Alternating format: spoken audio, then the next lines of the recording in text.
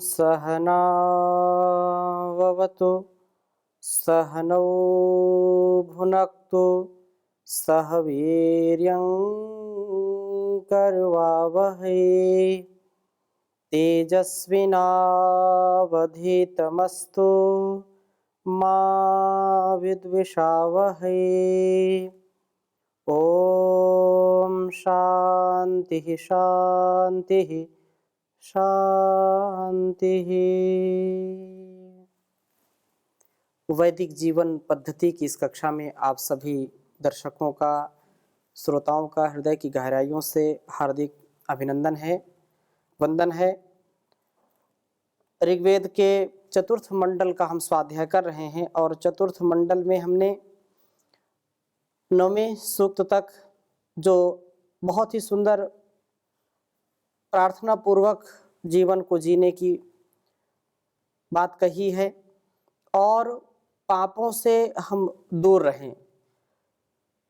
तो आज हम 10वें सूक्त का आरंभ करेंगे। 9वें सूक्त में 8वें मंत्र में भी यही बात जो हमने पढ़ी थी कि परिते दोढ़भो रथो अस्माम अश्नोतु विश्वतः येन रक्षसी दाशुषः। अर्थात हे प्रभु, आपका वह दोढ़वा हिंसित न होने वाला रथ आसमान हमें सब ओर से प्राप्त करने वाला हो। हमें वह रथ, जो रथ ये शरीर को बोलते हैं, यह जीवन अत्यंत महनीय है। आत्मानं रथिनं विद्धि शरीरम रथमेव तु बुद्धिम तो सारथिम विद्धि मनश्च प्रग्रहमेव च। ये जो मनः प्रग्रहमेव, ये एक प्रकार से जो हमारे शरीर है ये रथ है और इसमें जो बैठा है, इसका जो स्वामी है उसको रथी कहते हैं। और जब यह चला जाता है तो यह शरीर अरथी हो जाता है, अर्थात शरीर पार्थिव बन जाता है, मिट्टी का हो जाता है। तो लोग बोलते हैं अर्थी, इसकी अर्थी उठ गई। अर्थी मतलब अब रथी नहीं है, रथी चला गया, रथ खाली है। तो इस शरीर रूपी रथ को हम स्वस्थ रखें, हिंसित ना होने दें। हिंसित कैसे होता है? रोगों से, अनेक प्रकार के कष्ट मिलते हैं। तो यह शरीर रथ है जिससे हे प्रभु आप दासवान का रक्षण करते हैं। जो भी प्रभु के प्रति अपना अर्पण करता है, प्रभु उसे वह उत्तम रथ प्राप्त कराते हैं जिससे वह अपने धर्म, अर्थ, काम और मोक्ष की प्राप्ति करता है। और कोई दूसरा उपाय नहीं है। शरीर पाकर के ही व्यक्ति अपने पुरुषार्थ चतुष्टय को सिद्ध कर पाता है। 10वां सूक्त आरंभ कर रहे हैं चौथे मंडल का, और पहला ही मंत्र जिसमें कहा कि स्तवन द्वारा प्रभु का सानिध्य। हम स्तवन के द्वारा उस प्रभु की समीपता को पाएं। वेद मंत्र आपके समक्ष लिखता हूं, फिर चर्चा करता हूं।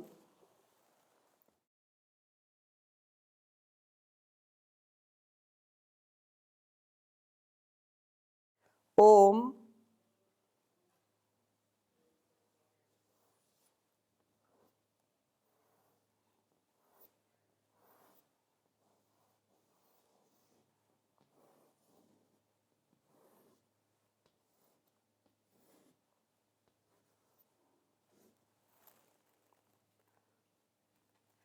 परिते अग्ने अग्ने तमाद्यश्वम।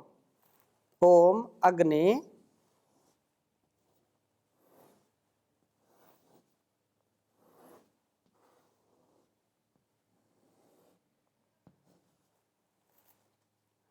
तमाद्यश्वम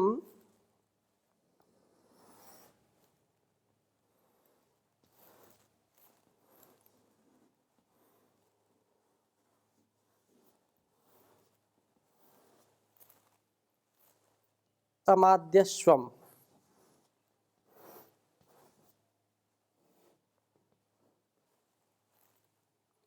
न स्तोमैः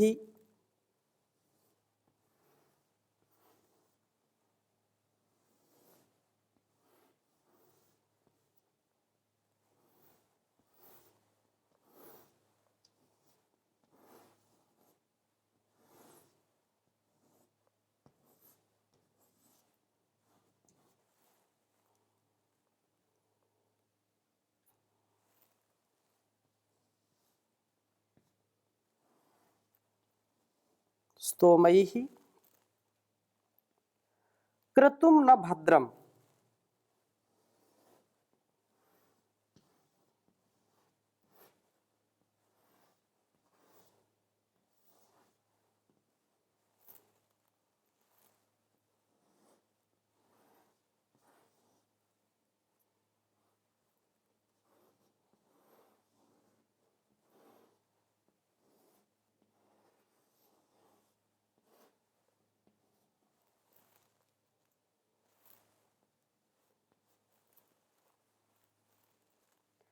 हृदि स्पृशं भद्रं हृदि स्पृशं।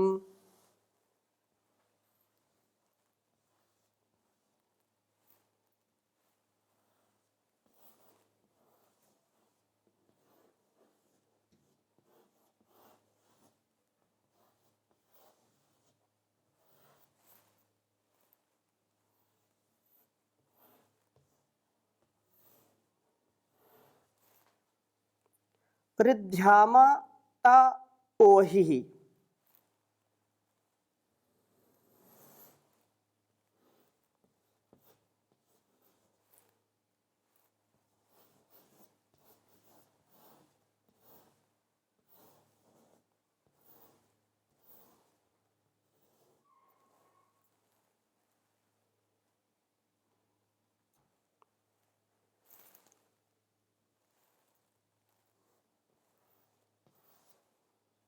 त ओहिः।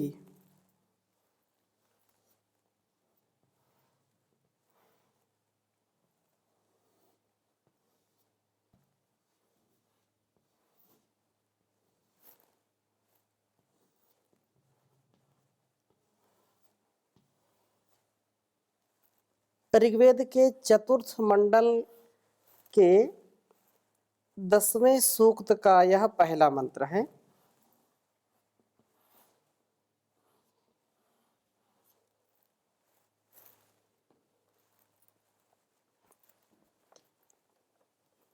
ओम अग्नेतमाद्यश्वं न स्तोमहि कृतुं न भद्रं हृदि स्पृशं ऋद्ध्यामा ता ओहैः।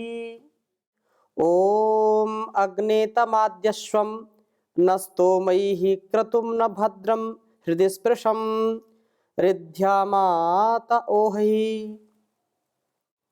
प्रार्थना की है कि हे अग्नि, हे परमात्मन, ते आपके ओहे है प्राप्त कराने वाले स्तोमैः स्तोमों से अद्य आज अद्य तम आज उन प्रसिद्ध आपको रिद्ध्याम हम अपने अंदर समृद्ध करें। हम आपको अपने हृदयों में स्तोमों के द्वारा बढ़ाने वाले हों, अर्थात हम प्रभु के गुणगान से, उसकी स्तुति प्रार्थना उपासना से, यज्ञ याग आदि अनुष्ठान से, संध्या हवन से, ध्यान से आपको बढ़ाने वाले हों।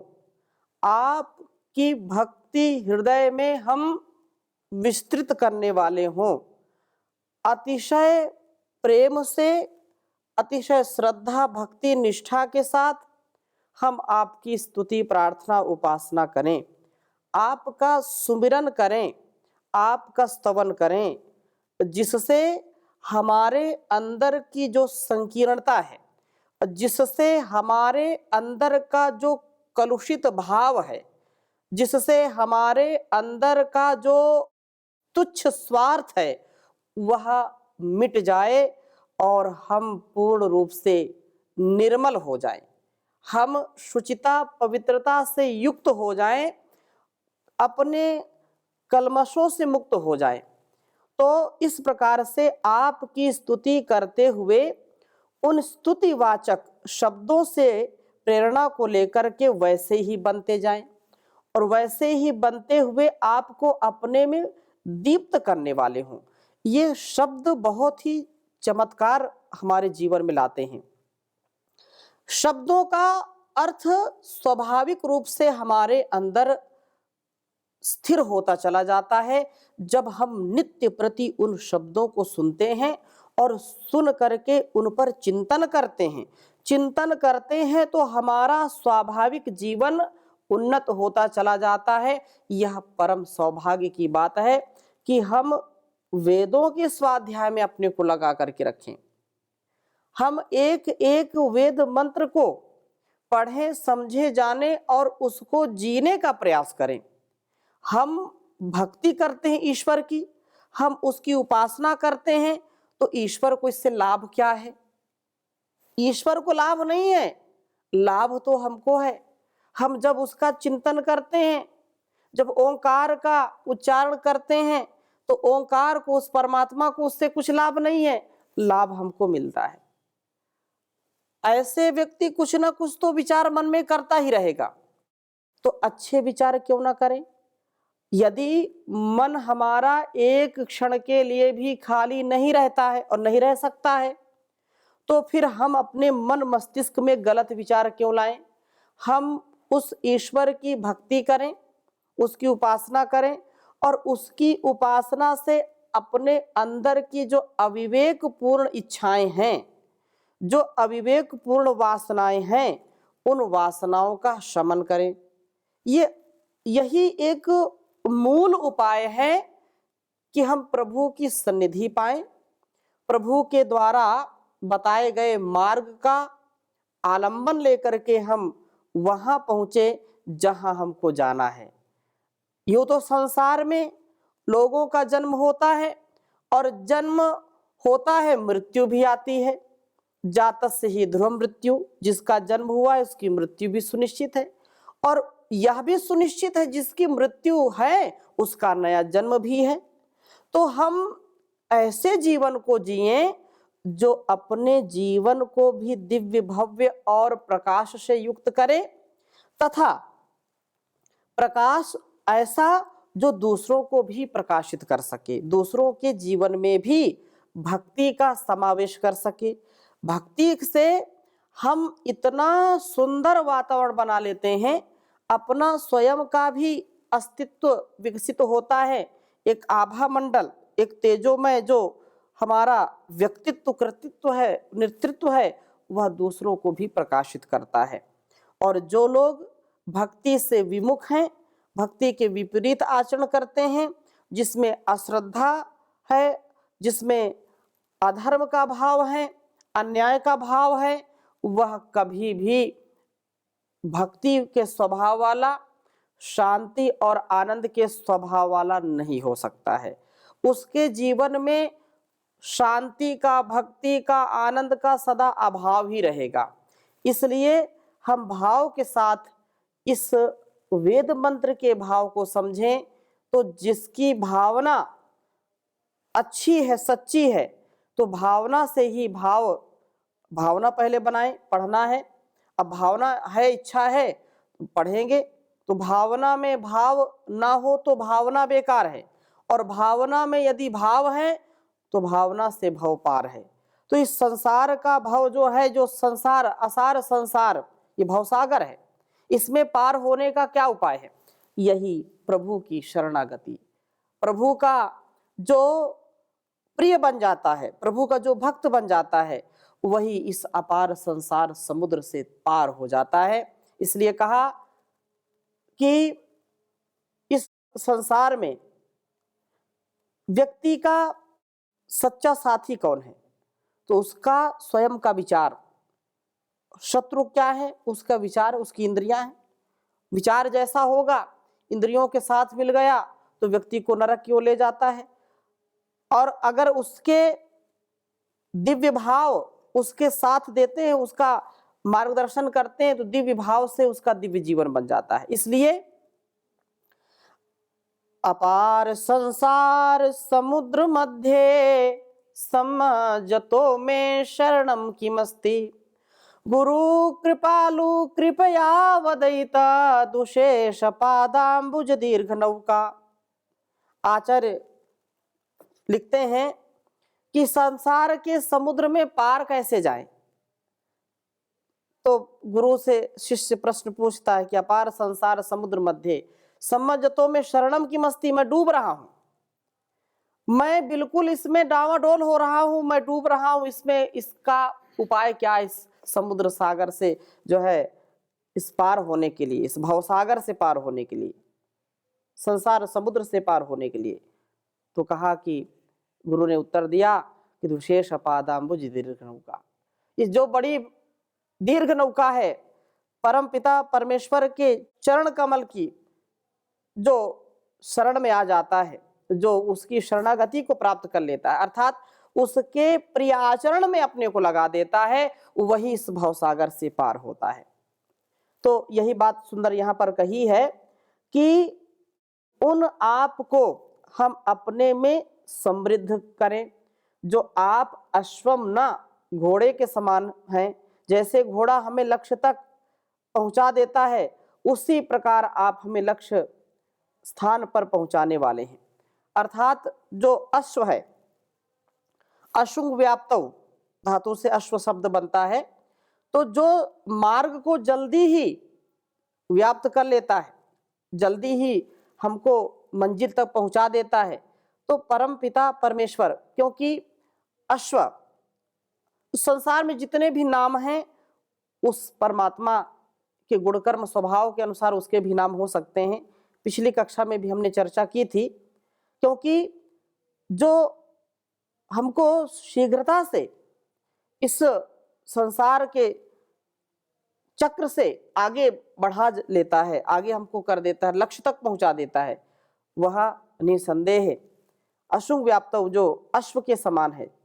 तो वह हमको स्थान पर, क्योंकि संसार में लोग भटकते रहते हैं और विषयों में अटकते रहते हैं, इसलिए हम उसका आसरा लें, उसका सहारा लें, वो सबका सहारा है। क्रतुम न यज्ञ के समान भद्रम, हमारा कल्याण करने वाले हैं। यज्ञ से जीवन निरोग बनता है, प्रभु की उपासना से भी जीवन निरोग बनता है। जप का तप का बड़ा ही गहरा प्रभाव है।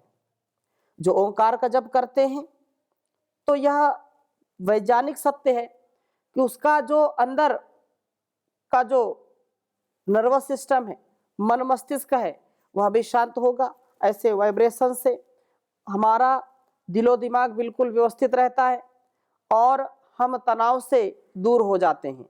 ओंकार का उच्चारण करने मात्र से मन को शांति मिलती है। काम क्रोध लोभ मोह ईर्ष्या द्वेष छल कपट प्रपंच से हम अपने आप को बचा पाते हैं। प्रभु का नाम ही, उसका आसरा ही अत्यंत हमारे लिए कल्याणकारी है।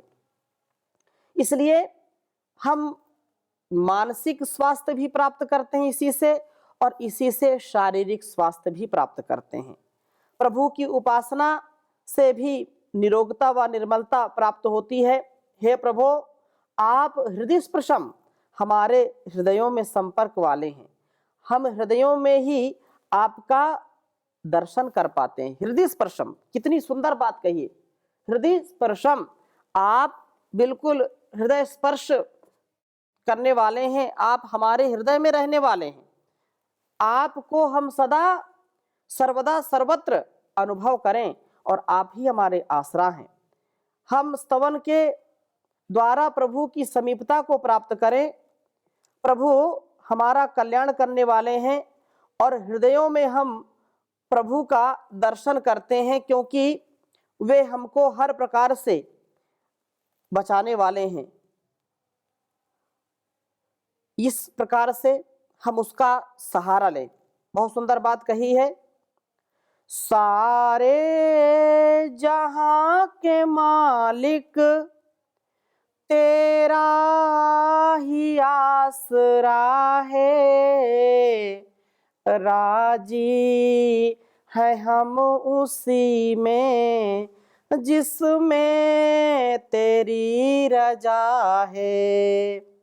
सारे जहां के मालिक तेरा ही आसरा है।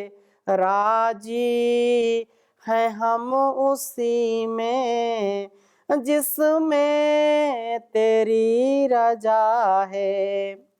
हम क्या बताए तुझको, सब कुछ तुझे खबर है। हर हाल में हमारी तेरी तरफ नजर है। किस्मत है वो हमारी जो तेरा फैसला है। राजी है हम उसी में जिसमें तेरी रजा है। हाथों को हम दुआ की खातिर में लाए कैसे, सजदे में तेरे आकर सिर को झुकाए कैसे। मजबूरियां हमारी सब तू ही जानता है। राजी है हम उसी में जिसमें तेरी रजा है। सारे जहां के मालिक और रो कर कटे या हंस कर कटती है जिंदगानी, तू गम दे या खुशी दे सब तेरी मेहरबानी। तेरी खुशी समझ कर सब गम भुला दिया है। राजी है हम उसी में जिसमें तेरी रजा है। दुनिया बना के मालिक जाने कहाँ छिपा है। आता नहीं नजर वो बस एक यही गिला है। भेजा है इस जहां में जो तेरा शुक्रिया है।